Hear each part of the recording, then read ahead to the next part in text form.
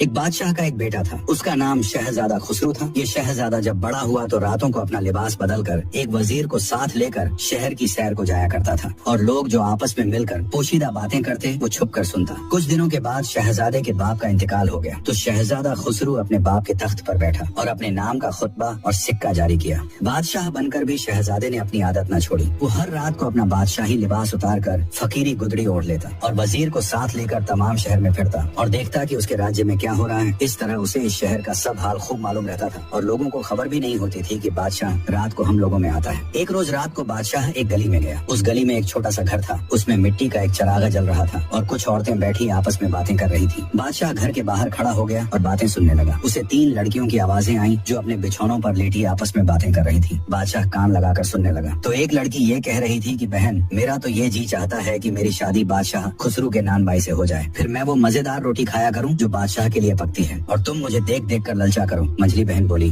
کہ میرا تو یوں جی چاہتا ہے کہ میری شادی بادشاہ کے باورچی سے ہو جائے، پھر تو میں وہ عمدہ کھانے کھایا کروں جو روٹی سے بھی زیادہ مزیدار ہوں، اور تم دیکھ دیکھ کر ترسا کرو۔ چھوٹی بہن سب سے زیادہ خوبصورت اور عقل مند تھی۔ وہ بولی کہ تم لوگ بہت ندیدی ہو، کھانے کے لیے بادشاہ کے نوکروں سے شادی کرنا چاہتی ہو۔ اگر میرا بس چلے تو میں اپنی شادی بادشاہ خسرو سے کروں کہ ملکہ بن جاؤں، خود بھی اچھی طرح رہوں اور اوروں کو بھی آرام پہنچاؤں۔ بادشاہ ان تینوں بہنوں کی باتیں سن کر خوش ہوا۔ وزیر ساتھ تھا، اس سے کہا کہ تم اس گھر کو اچھی طرح سے پہچان لو، صبح کو میں تمہیں بھیجوں گا کہ ان تینوں لڑکیوں کو میرے حضور میں حاضر کرو۔ وزیر ایک نے اس گھر کو خوب اچھی طرح سے دیکھ کر پتہ یاد کر لیا۔ پھر بادشاہ اور وزیر دونوں یوں ہی چکر لگاتے اور باتیں سنتے اپنے اپنے گھر کو چلے گئے۔